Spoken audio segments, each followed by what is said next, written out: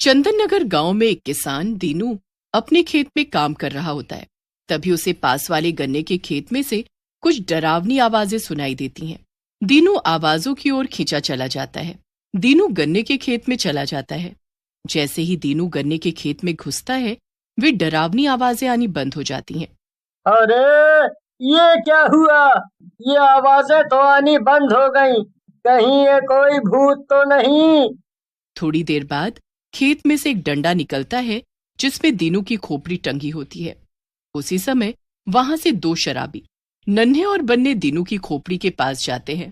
अरे बन्ने भैया, जरा ओ दिनुआ को देखो ना, आज पुतला बनकर खड़ा है।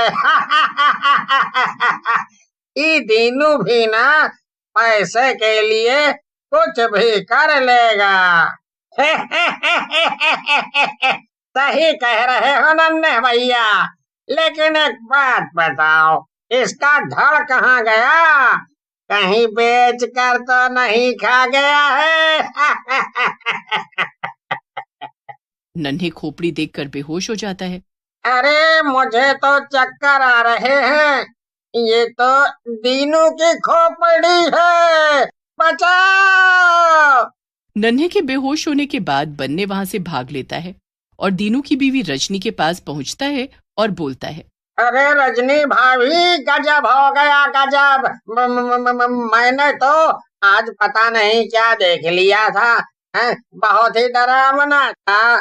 बन्ने की बात सुनकर रजनी को गुस्सा आ जाता है और वो बोलती है, एक तो बन्ने भैया, तुम ना दारू पीकर मत आया करो हमारे यहाँ। बिल्कुल सुअर जैसे लगते हो दारू पीने के बाद, और आपके मुंह से भी गटर जैसी बदबू आती है। रजनी की बात सुनकर बन्ने बोलता है, गुस्सा बाद में करना रजनी भाभी, पहले मेरी बात सुनो जो मैं बताने आया हूँ। ऐसा कहकर बन्ने रजनी को दीनू के बारे में बताने लगता है। बन्ने की बात सुनने के बाद रजनी भागती हुई खेतों में पहुंचती है। गांव वाले भी वहां आ जाते हैं। किशन दीनू की गर्दन को देखकर कर्मा से बोलता है, देखो कर्मा भैया, देखो कातिल ने कितनी भयानक तरीके से मारा है। पता नहीं बेचारे का धड़ कहाँ चला गया है। सही कह रहे हो किशन भाई, कोई इंसान इतनी बुरी तरह से किसी दूसरे इंसान को नहीं मार सकता है। ये किसी शैतानी आत्मा या चुड़ैल का काम लगता है। फिर गांव वाले मिलकर दीनू का शरीर ढूंढते हैं और अंतिम संस्कार कर देते हैं।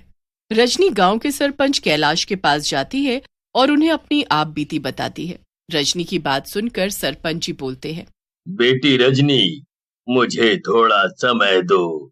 मैं दीनू बेटे की मौत के कारण का पता लगा कर रहूंगा। ये अनहोनी जिसने भी की है, हम उसे छोड़ेंगे नहीं, चाहे वो इंसान हो या शैतान। अगले दिन सरपंच, नन्हे और बन्ने तीनों उसी गन्ने के खेत में जाते हैं। काफी देर ढूंढने के बाद भी वहां कुछ नहीं मिलता है। सरपंच जी बोलते हैं, नन्हे और बन्ने, इतना समय हो गया लेकिन कोई नहीं दिख रहा है यहाँ। ऐसे तो हम थक जाएंगे। सही कह रहे हो मालिक, मैं तो कहता हूँ चलते ही हैं। आपकी भी उम्र हो गई है, कहीं दिल का दौरा आ गया तो लेने के देने पड़ सकते हैं। वैसे मैं तो कहता हूँ इस खेत को ही आग लगा देते हैं। जो कोई भी होगा इस खेत में जल जाएगा। फिर सरपंच के कहने पर नन्हे और बन्ने खेत को आग लगा देते हैं और वहां से चले जाते हैं। अगले दिन मनोहर नाम का एक गांव वाला सरपंच के पास आता है और बोलता है, अरे सरपंच जी, गजब हो गया। जिस खेत को आपने जलवाया था वहाँ तो गन्ने फिर से उग गए हैं। ये कैसे हो सकता है? मैंने तो खुद ही आग लगवाई थी। मैं खुद चल कर देखता हूँ। ऐसा कहकर सरपंच मनोहर के साथ जाता है। रास्ते में उसे नन्हे और बन्ने मिल जाते हैं। चारों खेत के पास पहुंचते हैं। वहां सचमुच में गन्ने के लहलहाते खेत होते हैं। ये कैसे हो सकता है? ये खेत तो जल गए थे। मैंने खुद अपने हाथों से आग लगाई थी। तुम गांव वालों ने क्या सोचा, यहाँ आग लगा दोगे और सब खत्म हो जाएगा? जो कोई भी इस खेत के आसपास भी आएगा मैं उसे कच्चा चबा जाऊंगी। चुड़ैल की आवाज सुनकर ही चारों वहां से भाग खड़े होते हैं। सरपंच जो उम्र में सबसे बड़े थे वही सबसे तेज भागने लगता है। फिर चारों भागते भागते वापस गांव के अंदर पहुंच जाते हैं। गांव के अंदर पहुंचते ही सरपंच बोलते हैं, बाप रे बाप, आज तो किसी तरह से जान बच गई है, लेकिन वैसी भयानक चुड़ैल मैंने आज तक नहीं देखी है। कुछ करना होगा। सही कह रहे हो सरपंच जी, लेकिन हमें किसी तांत्रिक को बुलाना होगा ताकि वो आकर इस चुड़ैल के बारे में बता सके और गांव को इस चुड़ैल से मुक्ति दिला सके। अब बेटा, इस उम्र में मैं कहाँ जाऊंगा? हैं? तुम तीनों जवान हो, जाकर कोई तांत्रिक बुलाकर ले आओ जो हमें इस चुड़ैल से आजाद करवा सके। मेरा बस चले तो इस बुढ़े का गला दबा दूं। जब काम होता है तो बूढ़ा बन जाता है। और देखो अभी कैसे हम तीनों से तेज भाग रहा था, घोड़ा कहीं का अब गधा बन गया। अरे नन्हे, छोड़ना उसको, हमें अपने गांव को चुड़ैल से बचाना है। हम और हमारा परिवार भी तो इसी गांव में रहते हैं। ये नहीं करता तो हम तीनों कुछ करते हैं। मेरी जान पहचान के बाबा हैं, अभी चलते हैं उनके पास। सही कह रहा है भाई, ये तो बूढ़ा है, इसे क्या वैसे ही मरने की कगार पे खड़ा है। हम चलते हैं। फिर नन्हे बन्ने और मनोहर तांत्रिक के पास पहुंच जाते हैं और तांत्रिक को चुड़ैल के बारे में बताते हैं, जिसे सुनकर तांत्रिक बोलता है, बेटा, इस खेत के नीचे किसी औरत को मार कर गाड़ दिया गया था। ये चुड़ैल उसी की आत्मा है। वो सब गांव वालों को अपना दुश्मन समझ रही है और उन्हें मार रही है। लेकिन बाबा, कोई चुड़ैल पूरे गांव को अपना दुश्मन कैसे बना सकती है? ये तो बात कुछ समझ नहीं आ रही है। सही कह रहे हो मनोहर, पूरा गांव उसका दुश्मन नहीं है, लेकिन इन्हीं गांव वालों में से किसी ने उसको मारा था, इसीलिए वो सारे गांव वालों को ही मार डालना चाहती है। तो बाबा, हम लोगों को क्या करना चाहिए? आप ही कोई रास्ता बताओ।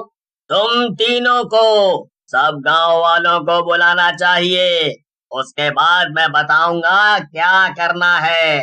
फिर मनोहर सरपंच के पास जाते हैं और उन्हें बाबा के साथ हुई बातों को बताता है, जिसे सुनकर सरपंच बोलते हैं, क्या सच में ऐसा करने से हम उस चुड़ैल के श्राप से मुक्त हो जाएंगे? हैं? अगर ऐसा हुआ तो मजा ही आ जाएगा। फिर सरपंच सब गांव वालों को अगले दिन तांत्रिक बाबा के पास पहुंचने को बोलते हैं। पूरा गांव तांत्रिक के पास पहुंच जाता है। सरपंच जी बोलते हैं, बाबा, सब लोग आ गए हैं, अब बस आप उस चुड़ैल से गांव वालों को मुक्ति दिलाएं।